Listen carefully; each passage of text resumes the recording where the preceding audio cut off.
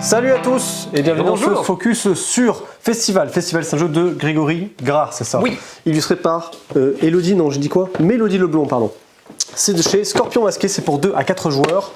20 minutes la partie, je regarde même pas, mais globalement c'est 20 minutes. Oui, ça va être ça. Et puis c'est à partir de 8 ans, honnêtement, c'est vraiment pas très compliqué. Non. On est sur une vibe un petit peu. Grégory Grard. Grégory Grard, on est d'accord. Le 3x3, c'est son truc. Coup de cœur Bordeaux, coup de cœur Bordeaux. Peut-être coup de cœur Bordeaux, Voilà. on verra. On est d'accord qu'on est dans tous les cas sur des grilles de 3x3. Oui. Donc cet homme C'est la veut marque faire de des l'auteur. jeux que de 3x3, visiblement. Ça paye.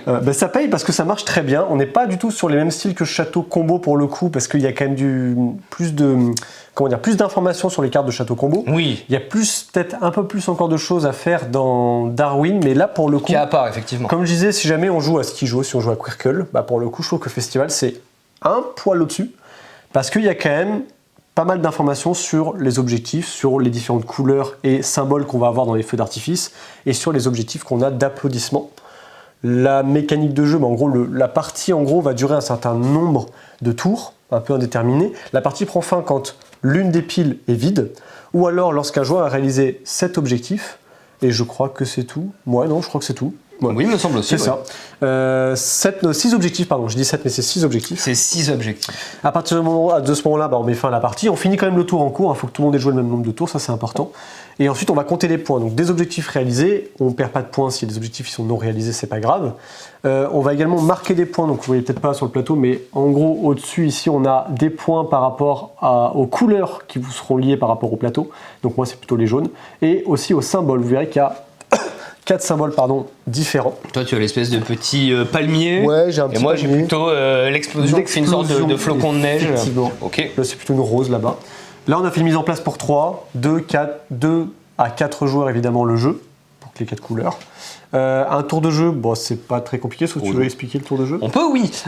L'idée donc, ça va être de garnir notre plateau avec ces jetons qui sont toujours de l'une des 4 formes et de l'une des 4 couleurs. Et vous allez toujours avoir accès à un paquet à votre droite, un paquet à votre gauche que vous allez partager avec votre voisin de droite, votre voisin de gauche.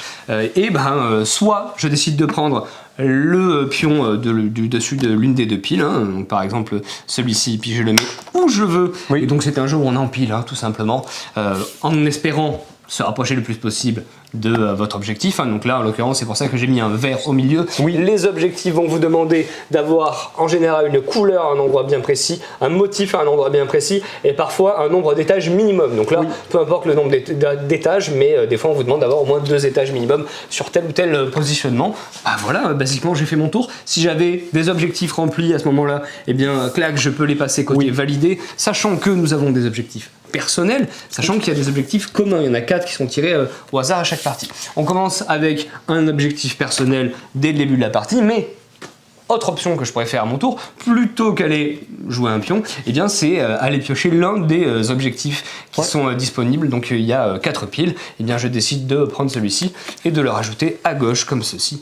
Voilà, ça c'était l'action de mon tour, plutôt que posée, mais par contre la validation est toujours gratuite. Ceci étant fait, je passe au joueur suivant, et en fait, ainsi de suite, jusqu'à ce que, Alex vous l'a dit, on vide une pile et que l'on termine une manche en cours. C'est à peu près aussi simple que ça. C'est ça. Faut juste pas oublier de réclamer les tuiles d'applaudissement, parce que ça, c'est les tuiles à la fin de votre tour. Vous checkez si vous remplissez l'objectif en cours. Donc là, par exemple, je gagne 2 points si j'ai au moins placé une tuile sur sur tous les emplacements, en fait. Et dans ce cas-là, je réclame ma tuile. Si j'ai oublié de la réclamer, le joueur d'après, et s'il remplit aussi la condition, il peut la réclamer aussi. Donc, faut faire attention à ça, c'est un peu une sorte de course, il faut toujours un peu lever la tête et se dire ok, là je peux faire celui-là, donc je vais le récupérer, on peut en avoir autant qu'on veut.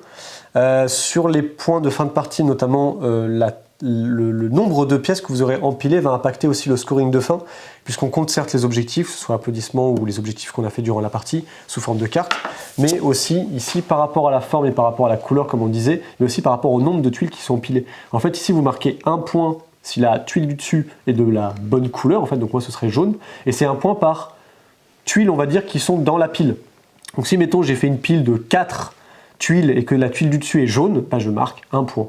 Et en plus, si celle-ci, elle aurait le même symbole qui est indiqué ici, je marquerai également de nouveau 4 points. Donc c'est intéressant parce qu'il faut essayer, au début, de prendre des trucs qui nous intéressent pour les objectifs, et à la fin, espérer, alors forcément, le nombre de tuiles, bah, il est toujours d'un certain nombre d'exemplaires dans chacune des piles de chaque joueur.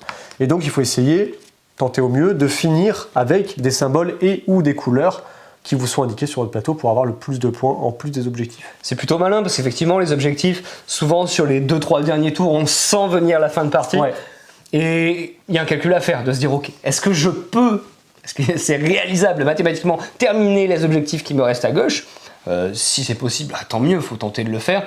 Sinon, on peut se dire, ok, moi je pense que je ne les réussirai pas, soit parce que c'est vraiment impossible mathématiquement, soit parce que je ne veux pas la tenter. Et donc, on va se concentrer plus en fin de partie sur l'idée de terminer nos piles par les couleurs et par les motifs qui nous sont imposés pour essayer de bénéficier le plus possible de ce que vous aviez déjà joué auparavant. Donc ça, c'est assez malin.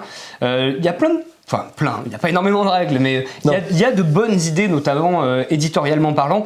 Cette idée de fond noir avec des couleurs très vives, ça fait en sorte que le jeu soit très facilement lisible. Oui. Et là, je rebondis sur ce que tu disais avant, on pourra facilement y jouer avec des personnes qui ne sont pas trop habituées à faire du jeu de société moderne.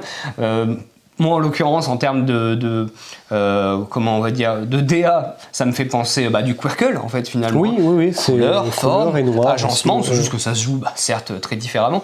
Et ça peut cibler le même public. Et donc, vous, public joueur qui nous suivez probablement sur cette chaîne YouTube, ça peut être un bon jeu pour amener vos proches dans votre petit hobby qui est le jeu de société. Ça s'y prête vraiment bien. On précise que sur les tuiles, il y a toujours un petit symbole pour les daltoniens, ce qui est toujours très agréable. De plus en plus, de toute façon, maintenant, les éditeurs pensent à le faire. Ouais.